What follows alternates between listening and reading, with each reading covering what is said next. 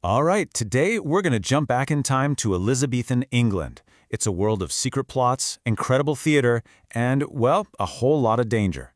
We're going to follow the story of a young boy named Peter, whose one brave act is about to turn his entire life upside down. And, this story kicks off with that exact feeling. It's like a warning hanging in the air. You can just feel that something's about to go wrong. A secret rebellion is happening, and it's a moment that's going to change everything for one boy. So picture this. We're in the rugged, beautiful valleys of Cumberland, and this is where we meet our hero, Peter Brownrigg.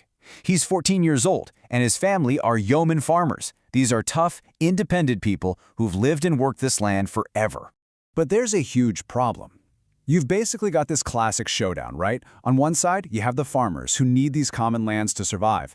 And on the other, you've got this cruel nobleman, Sir Philip Morton, who's just decided he's going to take their land by building a giant wall around it. It's a total power move, pure greed. But these folks, they are not going down without a fight. The law is on the side of the rich guy, so they take matters into their own hands. Under the cover of darkness, all the men and boys of the valley get together for a little old-fashioned resistance. They're going to tear that wall down stone by stone. They're working in the dead of night, totally silent, all working together. The wall is almost gone. They've almost got their land back. But then, in that dangerous early morning light, they hear it. Hoofbeats. And they're getting closer.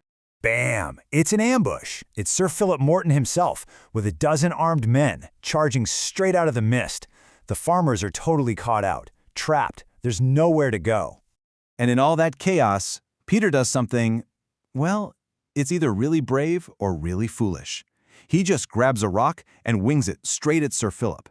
And with that one single stone, his life changes forever. So Peter just bolts, a pistol shot whizzing right past his ear. He gets away, but he was definitely seen. And you have to remember, back then, attacking a nobleman wasn't just a crime, it was like challenging the whole system. It doesn't take long for the consequences to catch up. The very next day, Sir Philip's men show up at his school, asking for Peter Brownrigg, by name. And how'd they know it was him? They found his green cap at the wall, the one that got shot off his head as he ran. The stakes here are just incredibly high. The punishment for what he did could be prison, or worse, even hanging. He has absolutely no choice. In a flash, he's on his pony and gone, leaving his home, his family, everything he's ever known behind him. And his dad pretty much confirms everything he's dreading. This isn't just about saving his own skin. He has to disappear to protect all his friends and neighbors, because they'd for sure be questioned and maybe even hurt to give up the names of everyone who was there. And just as he gets to the top of the moor, he looks back one last time, and he sees them. 2 riders on the road heading straight for his family's farm. He got out of there with literally minutes to spare. The life he knew, it's over, and his adventure has just begun with a serious bang. So now Peter's a fugitive, right? His first stop is this bustling market town called Penrith. It's loud, chaotic, packed with people. The perfect place for a kid on the run to just disappear into the crowd.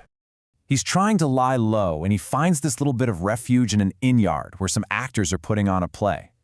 For just 1 penny, he figures he can just lose himself in the story for a while. But that feeling of relief, it doesn't last long. Because guess who walks into that very same inn yard? Yep, Sir Philip Morton, the man himself. And the yard is walled in, there's only one way in or out.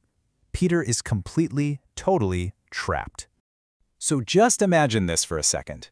You're trapped, cornered. The guy who wants you dead is just feet away. What do? Where in the world can you possibly go?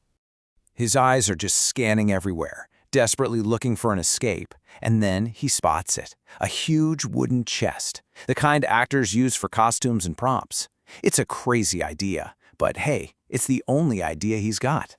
He doesn't even think twice. He just makes a break for it, darts over to the chest, throws open the lid, and jumps inside, pulling it shut behind him. Now he's in total darkness, just hoping nobody saw him. His heart is just pounding in his chest, and then he hears that voice, Sir Philip's voice, right outside the chest, ordering his men to search all the actors' things. This is it. He's done for. They're going to find him. But what happens next?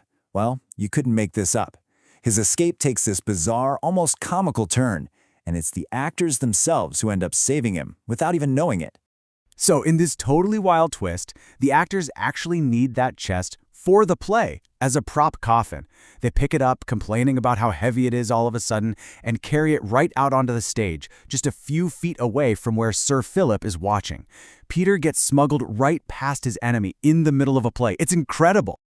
So, after the play's over, the whole troupe just packs up their stuff, loads the coffin onto a wagon with Peter still inside, and heads out of town. Peter is so exhausted and terrified, he just passes out. He actually did it. He escaped. Hours go by, and late that night, the wagons finally stop.